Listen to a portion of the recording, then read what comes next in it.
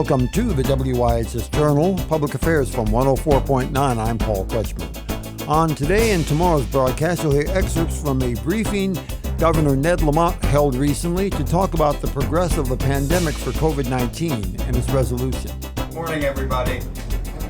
I'm delighted to welcome you all to Yale New Haven Health. I'm Chris O'Connor, the President and CEO of Yale New Haven Health System.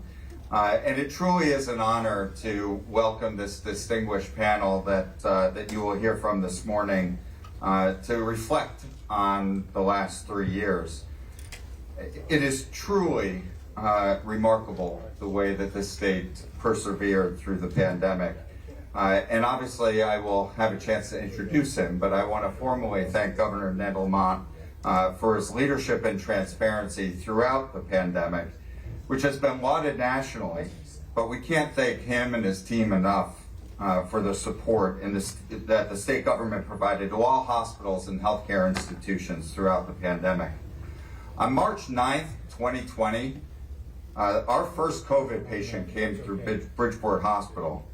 And since then, we have cared for over 36,000 COVID positive patients across Yale New Haven Health, which is quite remarkable. Our caregivers, nurses, physicians, respiratory therapists, environmental service, transporters, and our entire team have been nothing short. I can be an AV man too. Of extraordinary during this time. As an academic health system, our collaboration with the Yale School of Medicine led to innovation and scientific advancements that made their way to help treat patients with COVID at a time when little was known about the disease. These advancements have helped us achieve amongst the lowest mortality rates in the entire country. We also stood up a community call center that was a critical resource for our families. Our laboratories were leaders in testing for the virus, and we're very proud to have provided over 250,000 people vaccinations. Our teams have also been resilient, coming in for shifts, providing exceptional care for our patients and for one another. Unlike many other organizations, we never furloughed any of our staff at the height of the pandemic. When much of the world shut down, we were obviously very open. And this is an important fact because hospitals are not only the beacons of hope for the sick, but are also an economic engine for the state of Connecticut, and we are happy to play that role. As the public health emergency expires, we are planning for the future, but there are clear and significant headwinds that healthcare providers in Connecticut and across the country are facing. Just like we did during COVID, we look forward to working with our partners in the state and federal government to ensure we continue to provide the highest quality, most innovative, and compassionate care to all the patients we are privileged to serve.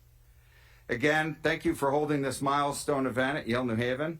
The timing couldn't have been more appropriate as we are in the midst of celebrating Nurses Week. Thank you to all of our nurses.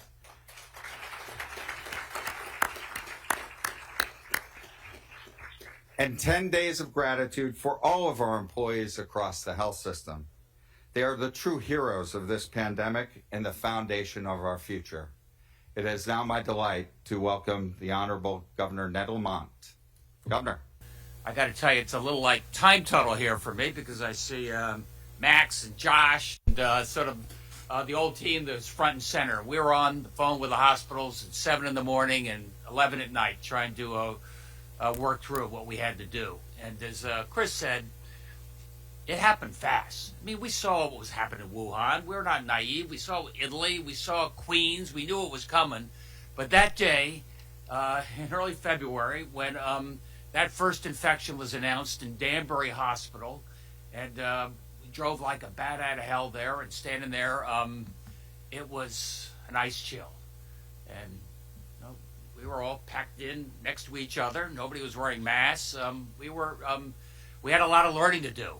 You know, I don't know if you remember, but we had the Surgeon General came up from Washington, D.C. to give us some guidance.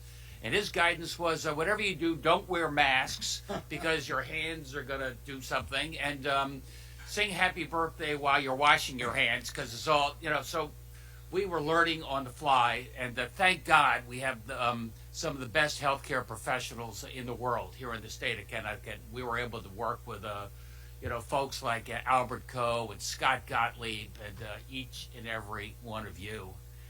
So we've done about 100 of these COVID briefings, so I'll just recreate a little bit of what we're going through, bring it up to date, and then get the folks who really have been on the front lines to say a few things. This first chart, I think, is a reminder why tomorrow the official emergency is declared over. WHO's already done it, the state is doing it, Joe Biden is doing it. What you see there is that blue was hospitalizations. And you see we got up close to 2,000 hospitalizations.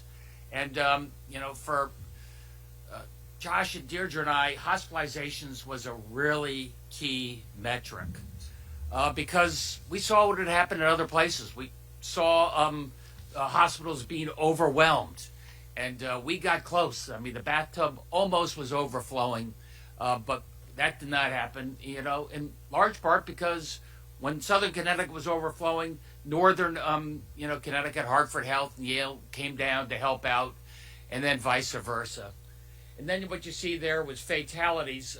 We were losing, about 100 folks a day during those first few months, and a lot of them in nursing homes. And that other graph is not very meaningful, but you can see that it's virtually zero when it comes to May of 2003. And I think that transition, a lot of it was the natural occurrence of a virus, but a lot of us, thanks to some of the really good efforts of each and every one of you and some of the remediation efforts we made a difference on. This next chart is interesting in a couple of fronts. This is to show you how fast we got hit. It was like a tidal wave. That red line is 2020. That was our D-Day moment. That's when we really had to rise up. And that's where you saw we got up to 700 fatalities per week. And that was another metric that we had a pretty good chance to measure. Although it always got complicated because some states said, if you happen to have COVID, but you died of something else, we're going to say you died of natural causes. Here in Connecticut, we were pretty strict. If you had COVID during those early days, we said it was a COVID-related fatality. And you can see that red line, perched up again a little bit at the end of the year. I think you see in 2022, which is the aqua velvet line, you see that the vaccinations and the masks made a real difference, especially when you can measure by fatalities. This next chart is related to nursing homes. Nursing homes, as you saw, was about half our fatalities during that early time. We know how COVID really hit elderly folks and folks in congregate settings, and you put those two together, that was a nursing home.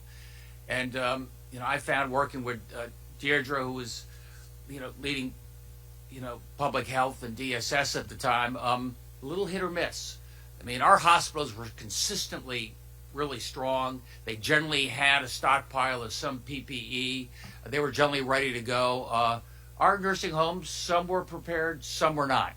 And for those that were not, no excuses. We had to come to the table and do what we could. We were doing our briefings, and there'd often be folks from nursing homes, protesting outside of our briefings. This concludes the first portion of our broadcast about the nature of the COVID-19 pandemic and how the state of Connecticut advanced through it after it began in 2020. It was hosted by Governor Ned Lamont. For further information, call us at 860-346-1049. That's 860-346-1049. Or email us, office@wihsradio.org, office@wihsradio.org. The opinions expressed are those of the participants, not necessarily those of the staff or management of the station.